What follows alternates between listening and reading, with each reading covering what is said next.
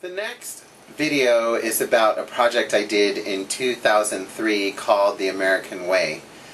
I was contacted by Fred Potts and a local group of filmmakers to participate on this project, which would include, according to the phone call that I received, traveling to New Zealand. I was ecstatic. I changed my whole schedule and I got my passport, and in the process I got to learn a lot of things. When you're doing a business arrangement and you're working to get a contract, a lot of times you can do business on a handshake, but other times you need to make sure you have it in writing so there's no misunderstandings. The other thing I learned was that I'm a complete diva, because after 14 hours of working on a rainy day all night long and my feet frozen solid, not enough rain gear, I got bitchy and started yelling at the director. Now I look back on it as completely fun. They had things culturally different there that were like take away instead of take out, and people didn't travel further than 10 minutes up the road from their town because, you know, why, it's so far away, and New Zealand being an island and all. I learned that communication was really key, and that if you were not communicating with your director, definitely, I wasn't the head of hair, makeup, and wardrobe on this. There was another gal that they had brought in from Arizona, and she was the head of makeup and wardrobe and all of that, and was the lead on it. And over a period of time, I figured out that I was the one cleaning up behind her as she was doing her work, and in the morning her coffee cup had wine in it. That might explain it. So I learned that if you're going to be professional, everybody needs to communicate, that your lead needs to make sure that they can communicate with you. The other thing I learned was the more I kept my mouth shut and the more I watched, the more people would open up and continue to talk to me, and as they did that, I learned from them. We worked with a guy who did the special effects. There's a gunshot in it, and then one of the scenes the one actress shoots the other actress and kills her. And the guy that set it all up had worked with The Last Samurai, which was a Tom Cruise film, and they had just been on the island and shot that film. And he was so much fun. There's this special vest, and it's got a charge on it that explodes when you pull the trigger, and it's all timed, and it makes it look like you blew a bullet through the middle of her. And how to get the blood right, and how to do all that stuff, watching everybody work. That was fun. Like, I learned that my little makeup kit might be able to make people look like a drag queen or dead, but it wasn't going to make you look like you had guts hanging out of you and blood blew out your back. So that level of makeup was totally a different level, and it was exciting. She was from Alaska at the time, who was the lead actress in the role. You'll see pictures of my friend Jackie on there. The name of her company in New Zealand is, let me see if I wrote it down right, Long Bay Screen Productions Ltd. She does it with her husband. We got to run around Auckland. We got to meet people, do things. In the town of Gisborne, we were heroes because we were shooting a film, and so it was fun to go places.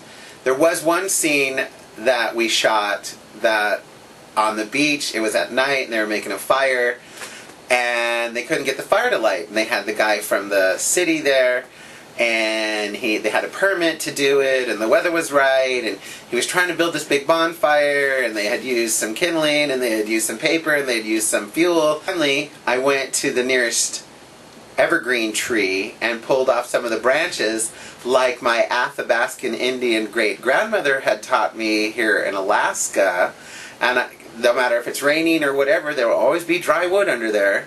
And I picked it out, and I took a bunch of it and broke it off, and I started them a fire, and the guy looks at me and he goes, "Your hair, makeup, and wardrobe?" And I said, "Amongst other things." I hope you enjoy all of this information I've had here on this project.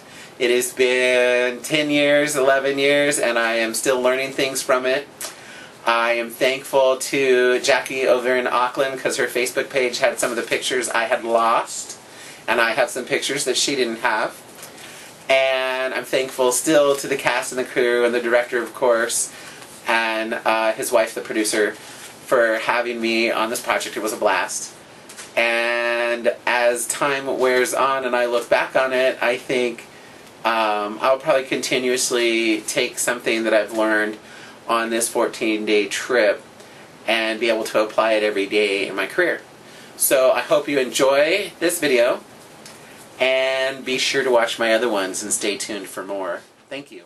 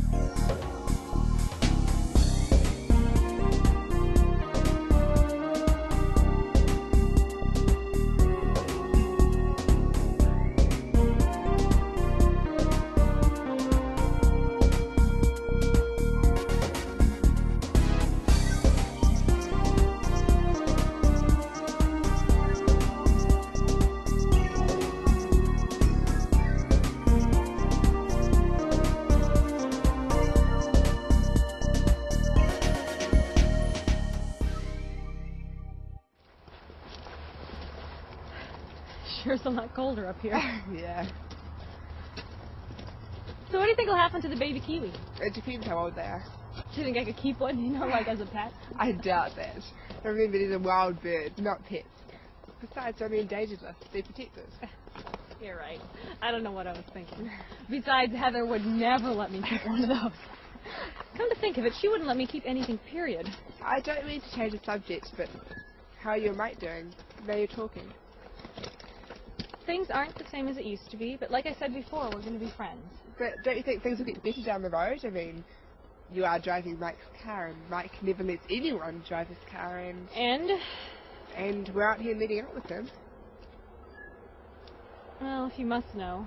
I'm your best friend. We shouldn't keep secrets from each other. We should tell each other everything, no matter how large or small. That's what friends are for. Am I right?